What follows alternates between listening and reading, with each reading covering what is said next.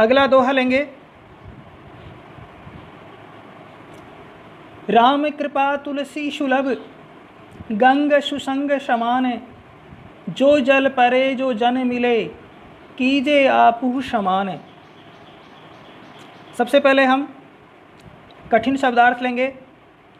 सुलभ का अर्थ है सहज ही प्राप्त, गंग का अर्थ है गंगा नदी, आपू समान अपने समान। व्याख्या सबसे पहले हम कठिन शब्दार्थ लिखें। कठिन शब्दार्थ के बाद में प्रसंग लिखेंगे। प्रस्तुत दोहा तुलसीदास द्वारा रचित दोहावली से लिया गया है, जिसमें कवि गंगा और सत्संग को समान स्वभाव वाला बता रहे हैं। व्याख्या में लिखें हम। कवि का मानना है कि भगवान की कृपा से सहज ही प्राप्त होने वाला गंगा और सत्संग दोनों का स्वभाव समान होता है। यानी भगवान की कृपा से जो हमें सहज सुलभ गंगा नदी का जो जल है और जो सत्संग है, अच्छे लोगों की संगति है, वो हमें सहज प्राप्त हो जाती है और दोनों का प्रभाव भी समान होता है, एक जैसा होता है। जैसे गंगा के जल में जो भी मिलता है वह उसे अपने समान पवित्र बना देती है। आपको पता है गंगा नदी में अनेक जल की धाराएं, छोटी बड़ी सभी नदियां आती हैं और सब मिलकर गंगा के समान ही पवित्र बन जाती हैं। उसी प्रकार सत्संग में जो भाग लेता है वह है सत्पुरुषों जैसा ही, संतों जैसा ही पवित्र आचरण वाला बन जाता है। अपने समान गंगा और सत्संग संत हैं, उनकी संगति करने से वो अपने समान बना लेते हैं। यही कवि यहाँ कहना चाहते हैं। अब हम लिखेंगे विशेष। पहला बिंदु, कवि का संकेत है कि गंगा स्नान और सत्संगति राम की कृपा प्राप्त होने पर ही प्राप्त होती है। सरल ब्रज भाषा का यहाँ प्रयोग किया गया है। उपदेशात्मक शैली प्रयुक्त हुई है और आखिर में गंग सुसंग समान में गै वर्ण की आवृत्ति या सुसंग समान में स वर्ण की आवृत्ति होने से अनुप्रास अलंकार है। इसके अतिरिक्त जो जल में जय वर्ण, जो जन में जय वर्ण मिलने से भी यहाँ भी अनुप्रास अलंकार है। अब हम अगला दोहा पढ़ेंगे। तुलसी या संसार में भांति भांति के लोग, सब सो हिल मिल चालिए नदी नाव संयोग। सबसे पहले कठिन शब्दार्थ लेते हैं। भांति भांति में का अर्थ है अलग अलग स्वभाव के व्यक्ति। हिल मिल का मतलब है प्रेम पूर्वक या मिलजुल कर। नदी नाव संयोग का अर्थ है थोड़ी देर का मिलन। अब हम प्रसंग लिखेंगे। प्रस्तुत दोहा गोस्वामी तुलसीदास द्वारा रचित दोहावली से लिया गया है, जिसमें कवि भिन्न भिन्न स्वभाव वाले व्यक्तियों से मिलजुल कर या प्रेम पूर्वक जीवन व्यतीत करने का संदेश दे रहे हैं। व्याख्या लिखेंगे। कवि तुलसीदास जी कहते हैं कि इस संसार में भिन्न भिन्न स्वभाव के लोग रहते हैं, वे आपस में मिलते भी हैं। अतः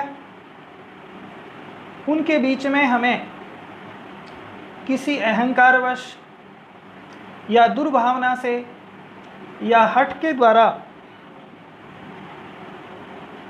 बुरा व्यवहार नहीं करना चाहिए, लड़ाई झगड़ा नहीं करना चाहिए, क्योंकि मनुष्य का जीवन नदी नाव संयोग अर्थात थोड़े से समय का मिलन होता है। जिस प्रकार से नदी पार करने के लिए यात्री अलग अलग स्वभाव के अलग अलग जगह से आकर बैठते हैं उसमें, और थोड़ी सी यात्रा में सब प्रेम पूर्वक व्यवहार करते हुए नदी को पार कर लेते हैं, और यात्रा पूर्ण होने पर सभी अपने अपने मार्ग पर चले जाते हैं। ठीक उसी प्रकार से मनुष्य जीवन में भी हमें प्रेम पूर्वक और मिलजुल कर ही समय व्यतीत करना चाहिए और प्रसन्नतापूर्वक जीवन व्यतीत करना चाहिए। विशेष में लिखेंगे, भाषा सरस और प्रभावपूर्ण है, ब्रिज भाषा का सुंदर प्रयोग हुआ है। दूसरा बिंदु लिखेंगे, नदी नाव संयोग लोकोक्ति का प्रभावशाली प्रयोग किया गया है। तीसरा बिंदु लिखेंगे, छोटे से जीवन में हमें दुराग्रहों या लड़ाई झगड़े में समय नष्ट करने के बजाय मिलजुल कर समय व्यतीत करना चाहिए। यही दोहे का संदेश है और यही बुद्धिमानी है। भांति भांति में पुनरुक्ति प्रकाश अलंकार है। हिल मिल तथा नदी नाव में अनुप्रास अलंकार का प्रयोग हुआ है। अगला दोहा, तुलसी पावस के समय दरी कोकिलन मौन, अब तो दादुर बोली है हमें पूछिए कौन। सबसे पहले कठिन शब्दार्थ। पावस वर्षा ऋतु, धरी धारण करना, कोकिलन कोयल, मौन चुप रहना, दादुर मेंढक, बोली है बोलना, पूछी है पूछना। प्रसंग लिखेंगे अब। प्रस्तुत दोहा गोस्वामी तुलसीदास द्वारा रचित दोहावली से लिया गया है, जिसमें कवि कोयल तथा मेंढकों के माध्यम से यह संदेश दे रहे हैं कि जहाँ गुणों की पूछ न हो वहाँ बुद्धिमान व्यक्तियों को मौन रहना ही बुद्धिमानी है। व्याख्या लिखेंगे कि वर्षा ऋतु आने पर चारों ओर नदी, तालाब और पोखर में मेंढक टर टर करने लग जाते हैं। उस शोर में कोयल कहती है कि हमारी वाणी को कौन सुनेगा, इसलिए चुप रहना ही वो श्रेष्ठकर समझती है, बुद्धिमानी समझती है, और वो वर्षा ऋतु में चुप हो जाती है। क्योंकि कवि यहाँ ये संदेश देना चाहते हैं कि जो मूर्ख लोग होते हैं या जो व्यक्ति अपनी ही हाँ कर रहे होते हैं, उस समय बुद्धिमान व्यक्ति को या गुणीमान व्यक्ति को मौन रहना ही, चुप रहना ही बुद्धिमानी है। यही उसके लिए श्रेष्ठकर होता है, क्योंकि वहाँ उसके गुणों का आदर करने वाला, सम्मान देने वाला कोई नहीं है। अतः चुप रहना ही अच्छा है।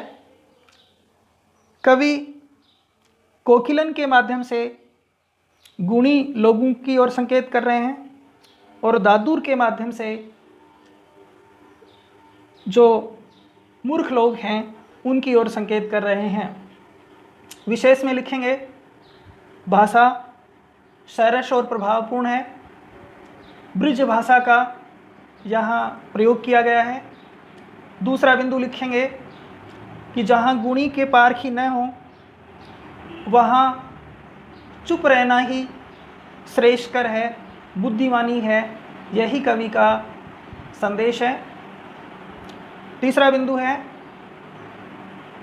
अन्योक्ति के माध्यम से कवि ये संदेश दे रहे हैं, इसलिए अन्योक्ति अलंकार का यहाँ प्रयोग हुआ है।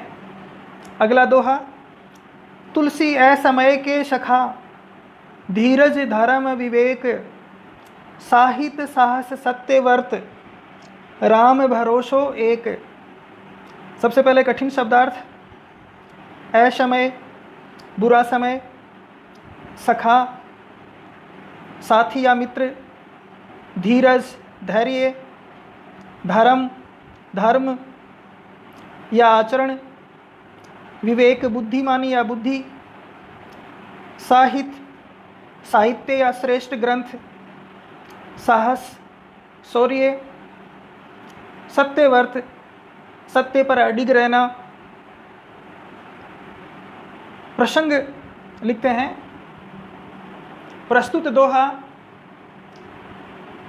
गोस्वामी तुलसीदास द्वारा रचित दोहावली से लिया गया है, जिसमें कवि ये बताना चाहते हैं कि बुरा समय आने पर व्यक्ति के कौन कौन से गुण उसका साथ देते हैं। अब व्याख्या लिखेंगे। व्याख्या में तुलसीदास जी कहते हैं कि धैर्य, धर्म का पालन, विवेक या बुद्धिमानी से श्रेष्ठ ग्रंथों का या साहित्य का अध्ययन करना, साहस के साथ सत्य पर अडिग रहने वाला और एकमात्र भगवान पर भरोसा रखना, वे गुण हैं। वे ही व्यक्ति के बुरे समय में मित्र या सखा हैं, साथी हैं, और उनके द्वारा व्यक्ति कितना ही संकट का समय हो या बुरा समय हो, व्यक्ति भगवान के भरोसे रहकर, राम पर, भगवान पर, प्रभु पर भरोसा करके, विश्वास करके वो संकटों को पार कर सकते हैं या बुरा समय उनका व्यतीत हो जाता है। विशेष में लिखेंगे, भाषा सरस और प्रभावपूर्ण है, ब्रज भाषा का सुंदर प्रयोग किया गया है। दूसरा, सच्चा मित्र वही होता है जो बुरे समय में साथ देता है। और धैर्य, धर्म का पालन, विवेक सहित श्रेष्ठ ग्रंथों का अध्ययन, साहस के साथ सत्य पर अडिग रहने वाला जो व्यक्ति है, उसको अन्य किसी की आवश्यकता नहीं होती। यही दोहे का भाव है।